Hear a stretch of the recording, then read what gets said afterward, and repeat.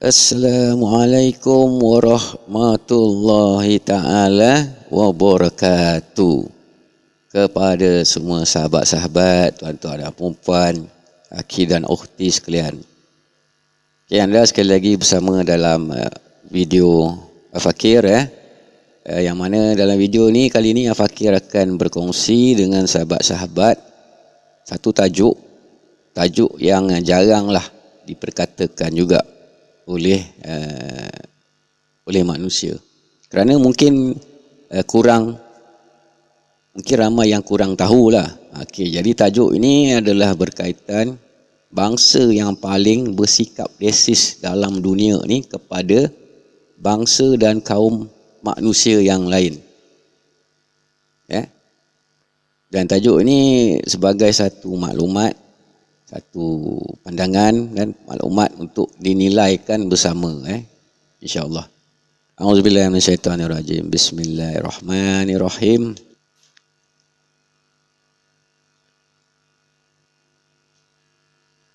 Innallaha wa malaikatahu yusholluna 'alan nabi ya ayyuhallazina amanu shollu 'alaihi wasallimu taslima.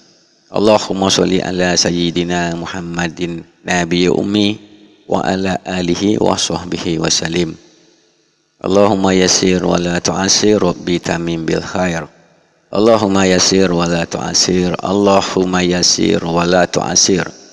Rabbi ishrah li sadri wa yassir li amri wahlul 'uqdatan min lisani yafqahu qawli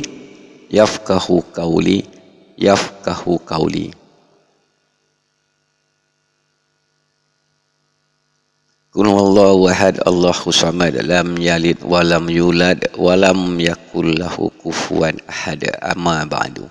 Alhamdulillah, syukur kepada Allah Subhanahu wa taala yang memberi kesempatan kepada Al-Fakir untuk berkongsi satu informasi kepada semua sahabat-sahabat muslimin muslimat, untuk menilaikannya, untuk mengkajinya dan menelitikannya. Jadi tajuk pada video ini adalah berkaitan resis, iaitu perkauman. Jadi kita nak tengoklah dalam dunia ni, siapakah bangsa yang paling tinggi mereka punya sikap resis itu kepada manusia. Jadi memang ada sahabat-sahabat. Dan di dalam dunia ni boleh dikatakan ada negara yang memang masyarakat mereka, rakyat mereka itu bersikapkan perkauman. Ada yang terlalu ekstrim, ada yang tidak terlalu kuat, tak terlalu tebal, resis ataupun perkauman. Ada yang dia tu tak kisah. Okey. Jadi inilah tajuk yang nak dikongsikan dengan sahabat-sahabat semua, iaitu berkaitan sikap perkauman orang-orang Yahudi kepada manusia yang bukan kaum Yahudi. Jadi kalau kita tengok hari ni di atas dunia, kita dapat lihat banyak orang Yahudi yang begitu sukses dalam hidup. Dan ada di antara mereka ni yang terlalu sukses, yang memang kaya raya, dan dia memiliki pelbagai kuasa. Pelbagai kuasa, termasuk mampu mengawal ekonomi dunia. Jadi mereka itu adalah orang Yahudi. Salah satu sebabnya mereka berjaya itu adalah kerana mereka sesama mereka, kaum mereka, suku mereka, mereka ini saling memberikan motivasi. Motivasi. Yang mana motivasi mereka ini juga sangat kuat dan berdasarkan ras ataupun bangsa mereka itu yang mereka percayai yang paling mulia dan tinggi martabat mereka dalam dunia ini. Jadi apakah sumbernya yang kita nak cuba perhatikan kepada orang Yahudi ini? Okey. Jadi sumbernya kita akan melihat isi-isi kitab yang dipegang yang disandarkan oleh orang-orang Yahudi Israel sendiri. Mereka sekarang menggunakan kitab Talmud. Kitab Taurat menjadi tidak popular, melainkan orang Yahudi Israel Zionis berpandukan dan berpegang kepada Talmud. Talmud itu adalah satu kitab yang mana kitab ini telah dipesongkan, telah diubah-ubah isi-isinya oleh tangan-tangan manusia yang bergelar rabi, rabai ataupun pendeta mereka sendiri. Ya, dipesongkan oleh tangan-tangan para pendeta besar mereka sendiri daripada kitab Taurat yang asli. Bermakna mereka mengubah-ubah isi kitab Taurat. Antara contoh sahabat-sahabat, isi yang ada dalam kitab Talmud itu telah menjadi sumber utama yang sangat menjadi motivasi yang paling taksub, yang paling fanatik kepada mereka. Jadi kita nak tengok sahabat-sahabat, apakah Talmud ini yang mengajarkan orang Yahudi Israel melakukan sikap-sikap perkauman yang paling tinggi. Ya, melakukan perkauman yang paling tinggi. Okey, yang pertama, ini kita ambil daripada isi kitab Talmud. Okey, yang telah ditukar ke bahasa Melayu. Yang pertama, orang-orang manusia bukan kaum dan bangsa Yahudi hanya diciptakan sebagai menjadi hamba, budak suruhan untuk mereka melayani master-master mereka. Ya. Yang kedua, orang-orang bukan Yahudi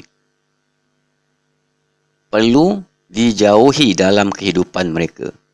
Orang-orang bukan Yahudi perlu dijauhi. Bahkan mereka samakan manusia yang ataupun manusia yang bukan dari kalangan Yahudi ini sama dengan seekor babi yang dalam kesakitan. Yang ketiga, Yahweh. Yahweh itu adalah panggilan Tuhan oleh orang Yahudi. Yahweh ataupun Tuhan. Yahweh dan Tuhan ini tidak pernah marah kepada orang-orang kaum Yahudi. Melainkan Tuhan Yahweh itu hanya marahkan kepada orang-orang dan manusia yang bukan kaum Yahudi. Yang keempat,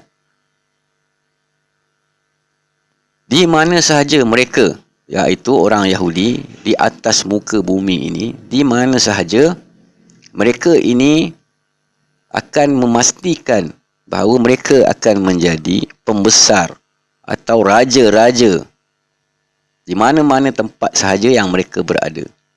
Yang kelima, orang-orang Yahudi harus selalu berusaha dengan gigih untuk merealisasikan tipu daya kepada orang-orang dan bangsa bukan Yahudi. Yang keenam, jika dua orang Yahudi didapati melakukan penipuan kepada orang bukan Yahudi, maka mereka itu harus membahagikan keuntungannya sesama mereka. Yang ketujuh, tetaplah melakukan berjual beli ataupun berdagang dengan orang-orang bukan kaum Yahudi. Jika mereka harus membayar untuk itu. Yang ke-8, setiap orang kaum Yahudi boleh melakukan pembohongan, boleh melakukan sumpah-sumpah palsu untuk membawa seorang yang bukan Yahudi kepada arah kejatuhan. Yang ke-9, pemilikan orang bukan Yahudi, iaitu contohnya seperti padang pasir, tanah atau apa saja yang tidak bertuan, maka semua orang Yahudi berhak merampas dan memilikinya. Tidak kiralah rumah ke tanah ke harta padang pasir atau padang bola sekalipun. Yang ke-10, orang-orang Yahudi boleh melakukan eksploitasi kesalahan kepada orang bukan Yahudi dan menipunya. Yang ke-11, orang Yahudi boleh mempraktikkan riba terhadap orang bukan Yahudi. Yang ke-12, air mani yang datangnya itu dan tercipta daripada bangsa-bangsa dan kaum lain yang berada di luar. Yang itu maksudnya bukan orang yang beragama Yahudi, bahawa air mani mereka itu adalah air mani kuda.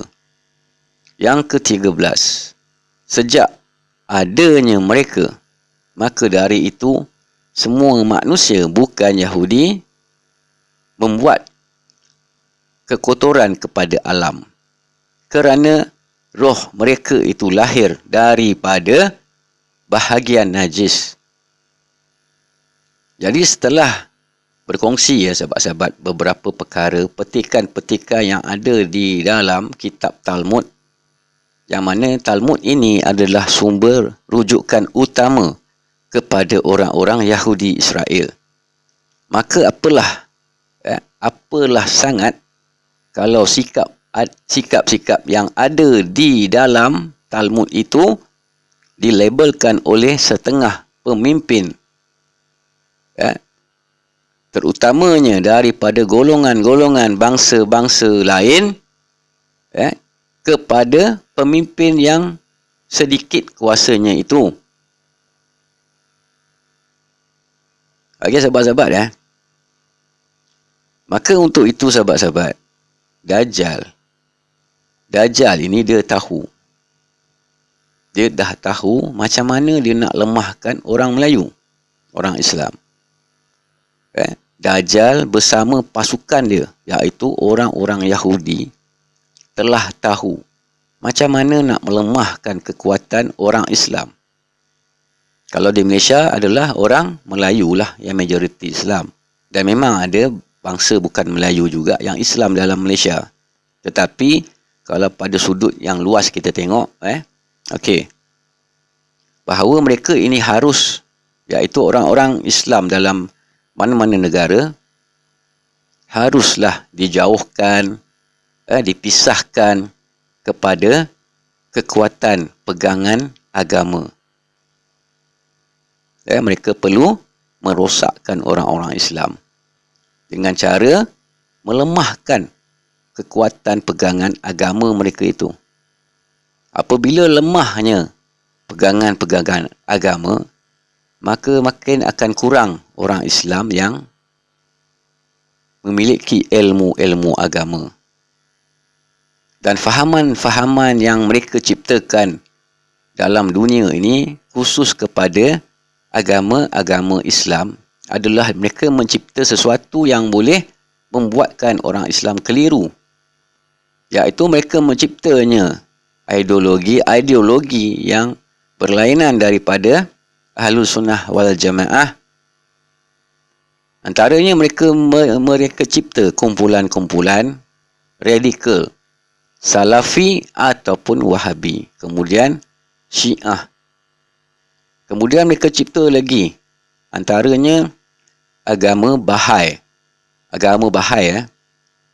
Agama itu dia campur Islam, dia campur Hindu, dia campur Buddha, dia campur, kemudian apa lagi? Kristian dia campur, Yahudi dia campur. Dia campur-campur jadilah agama Bahai. Jadi bila orang Islam yang kurang ilmu tengok, mereka akan jadi takkan Islam macam ni. Tujuan mereka hanya nak rosakkan orang-orang Islam. Rosakkan pahaman, rosakkan pegangan, rosak tekan yang penting itu mereka nak rosakkan iktikad seorang Islam kepada Tuhan. Mereka nak rosakkan kepercayaan seorang Islam daripada mentauhidkan Allah Subhanahu Wa Taala. Maka berhati-hatilah sahabat-sahabat dengan manusia-manusia yang dia ini terlibat dengan aliran-aliran ideologi seperti Syiah ataupun Wahabi. Mereka ini pandai menyamar, pandai berpura-pura di hadapan seorang Islam yang lain. Tetapi dalam masa yang sama, mereka ini adalah api dalam sekam yang sedang membakar suasana. Dan mereka inilah yang semakin memusnahkan Islam dari dalam. Contohnya sahabat-sahabat, kejatuhan Empire Uthmaniyah. Empire Uthmaniyah itu adalah gagah bagi kita. Kalau mengikut sejarah, runtuhnya Empire Uthmaniyah, kita dapat tengok terlepasnya bumi Palestin kepada Israel. Dan yang menjatuhkan Empire Uthmaniyah itu bukan orang lain, tetapi orang-orang yang berada dekat dengan Sultan Uthmaniyah sendiri.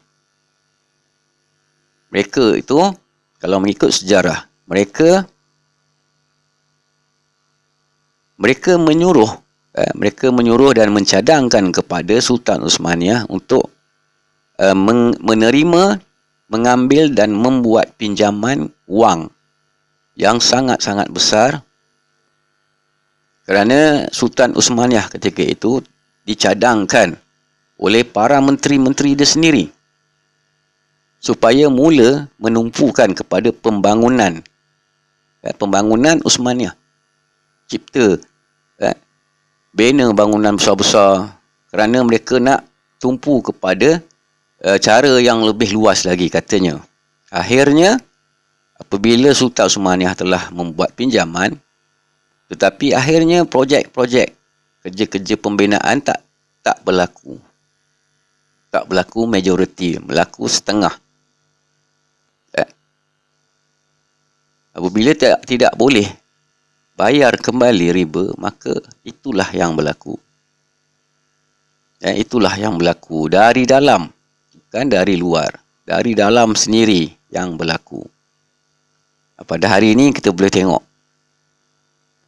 banyak berlaku kemusnahan, perpecahan dalam orang-orang Islam dalam dunia.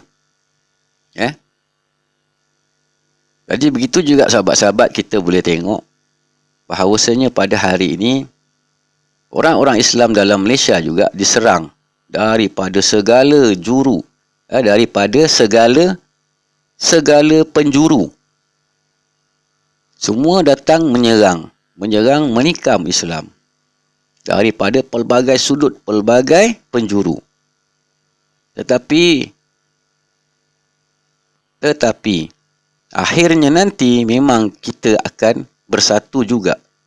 Tetapi sebelum kita nak bersatu di bawah panji Imam Al-Mahdi AS, kita akan melalui zaman-zaman yang memeritkan. Okey, sahabat-sahabat,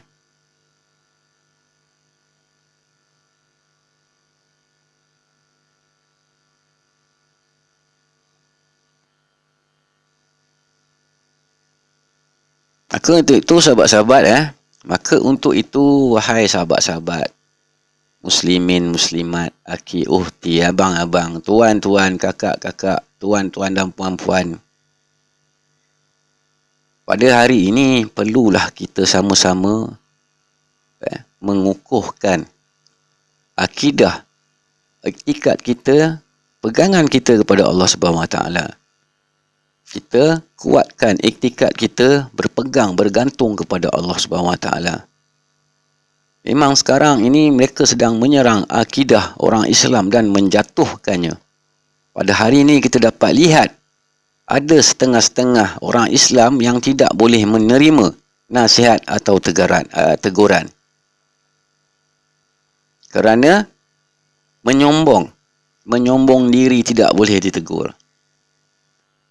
Merasakan diri telah penuh ilmu, sedangkan sangat kurang ilmu Allah. Kukuhkan akidah kita dalam kehidupan kita. Bangkitlah. Bersatulah sesama kita orang muslimin. Bersatulah kita orang-orang Islam. Terutama dalam Malaysia ini. Bersatu bersama-sama. Janganlah kita ini terlalu bersikap perbezaan ideologi seperti perbezaan ideologi parti-parti politik sesama sendiri. Menjadi terlalu ekstrim sehingga berlaku perpecahan. Sesama orang Islam. Jadi sahabat-sahabat, jika kita tidak bangun bersatu sesama kita, kita akan bakal melihat masa-masa kehadapan bagaimana negara Syria itu sedang memandi darah. Bagaimana Palestin sedang dizalimi oleh orang yang datang jajah bumi mereka. Maka renungilah hadis-hadis akhir zaman. Renungilah hadis-hadis kiamat-kiamat besar. Hadirlah, duduklah di hadapan guru. Belajarlah dengan mereka. Semoga ilmu yang mereka berikan itu barakah untuk kita amalkan. Maka oleh itu sahabat-sahabat, janganlah terlalu leka dengan dunia. Jangan terlalu leka dengan hiburan yang terlampau-lampau. Bersiap sedia, siap siaga sentiasa. Cuma bayangkan, di waktu kita rasa Malaysia ni aman, kita rasakan aman, walaupun kita sekarang berada dalam satu keadaan yang berkaitan wabak-wabak penyakit, dan Ana tak nak bercerita bahagian itu. Dan cuma Ana nak ajak sahabat-sahabat tuan-tuan berfikir, bagaimana kalau tiba-tiba kita yang rasa negara kita aman selama ini, tiba-tiba diserang oleh tentera-tentera kafir. Apakah kita telah bersedia luar dan dalam? Adakah kita telah bersedia mental dan fizikal kita? Apakah persediaan yang kita telah buat? Maka untuk itu sahabat-sahabat, janganlah sesekali leka. Jangan sekali-sekali jauh daripada Allah. Bersedialah sentiasa. Jadi untuk itu sahabat-sahabat, insya-Allah akan jumpa lagi pada video yang akan datang. Jadi ini adalah satu tajuk berkaitan sikap-sikap perkauman dalam dunia ini yang paling hebat, yang paling resis adalah orang-orang bangsa Yahudi Israel. Manusia-manusia lain, kaum-kaum lain, agama-agama lain, bagi mereka ini, kita ni tak ubah seperti seekor babi yang sedang sakit. Jadi insya-Allah fikir-fikirkanlah, perbaiki solat, perbanyakkan istighfar kepada Allah Subhanahu Wa Taala. Perbanyakkan berselawat ke atas Nabi Muhammad sallallahu alaihi wasallam. Allahumma salli ala sayyidina Muhammadin wa ala ahlihi wa sahbihi wasallim. La haula wa la quwata illa billah aliyil azim. InsyaAllah kita akan jumpa lagi pada video yang akan datang. Wabillahi taufiq wal hidayah. Wassalamualaikum warahmatullahi taala wabarakatuh. Terima kasih.